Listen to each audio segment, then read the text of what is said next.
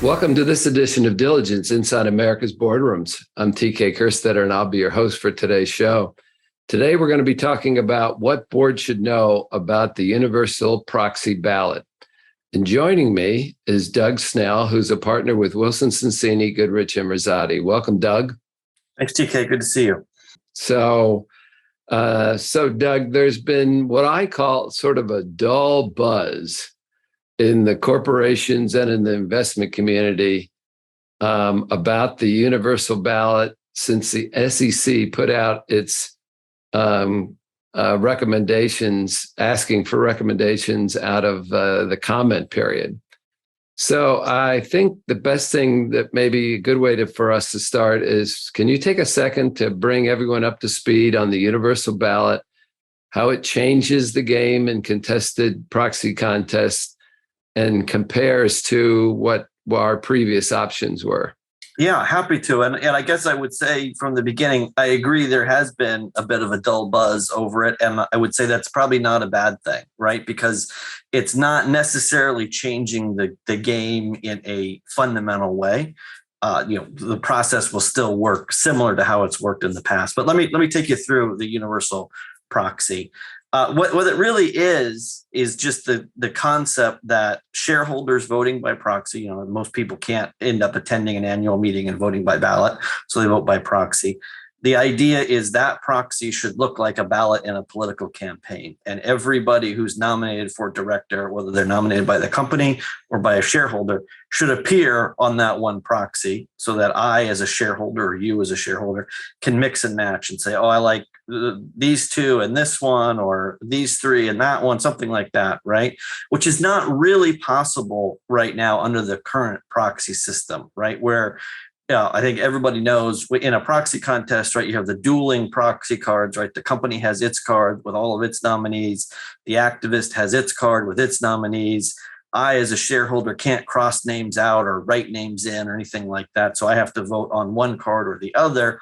And that may not be the people that I think are best suited to take a company forward or support my vision of what should happen.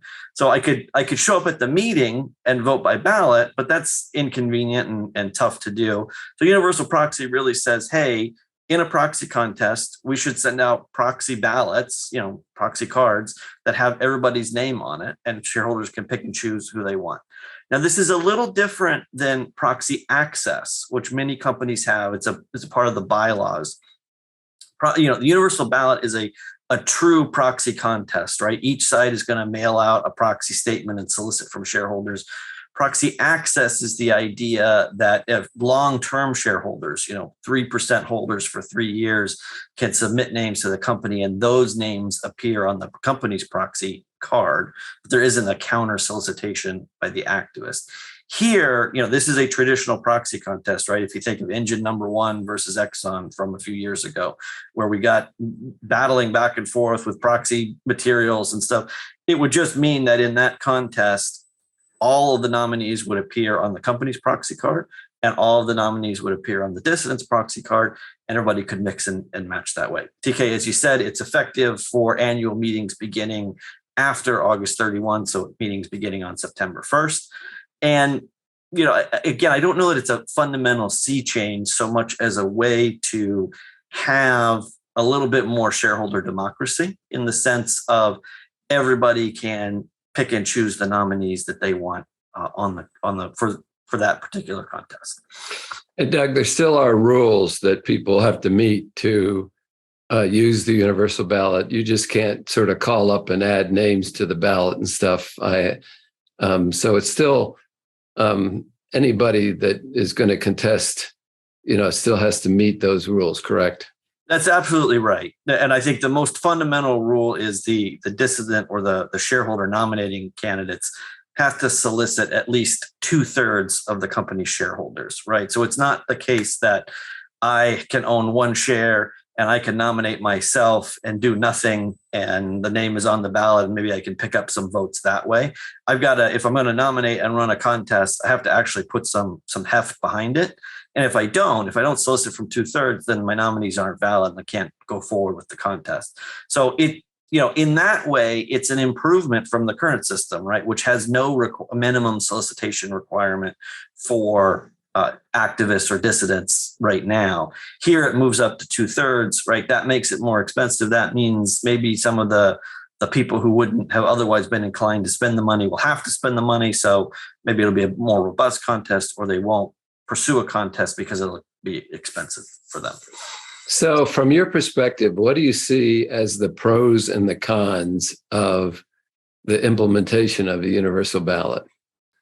Really good question. Let's start with the pros. I think the pro is a shareholder democracy pro, right? Everybody has an easy path to choosing the directors that they want to represent them for the next year or the next 3 years, whatever it is at that particular company, right? So, shareholders are picking the people that they want.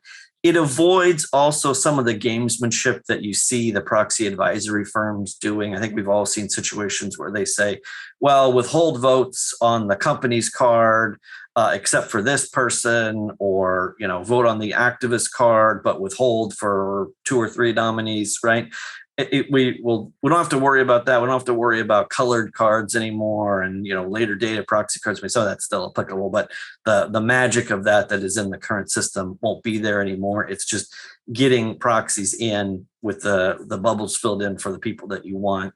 So I think it reduces some of that. I think for retail investors, companies that have a big retail component, it'll be much easier for those individuals to understand how the contest works, rather than, well, I've received materials from the company and from the activists. Which one do I vote on?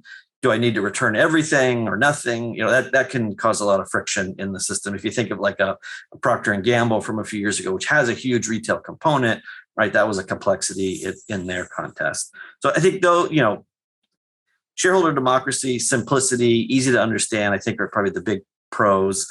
I think the con is probably a general increase, at least for a while, in proxy contests. And it seems kind of hard to say that because this has been a really active year for contests anyway, right?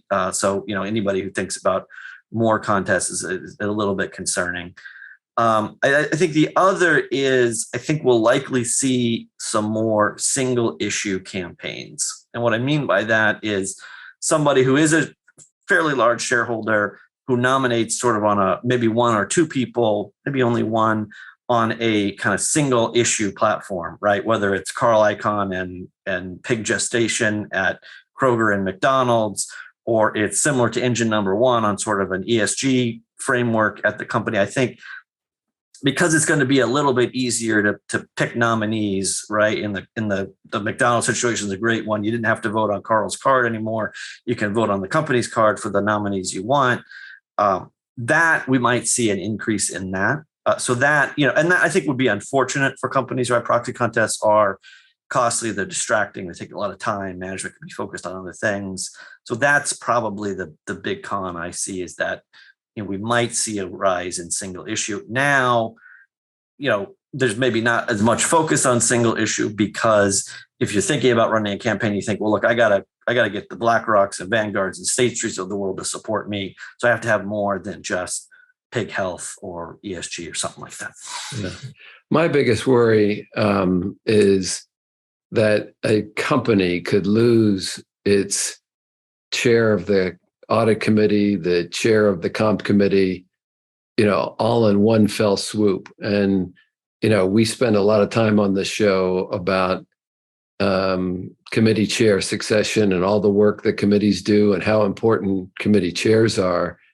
And I worry that, all of a sudden the planning for who's going to be your chairs has been turned upside down, and in come people that might or might not be qualified to take those chair positions. So that, this sort of has the ability, not that the other options weren't when a whole new card came in, but that, as that rarely happened. Okay. That was a rare event. And this might not be, as you said, quite as rare, that we see a jumbling up of the candidates. But I certainly agree with you that the idea that a shareholder can pick and choose and make sure he has he or she has the best group of qualified candidates to serve in those board seats, that certainly has to be a pro. I think that's right. And I think on your con TK, it's incumbent on the company to communicate, hey, here are the reasons why we need these people on the board, right? The audit committee chair is critical for this reason, or comp committee for this reason.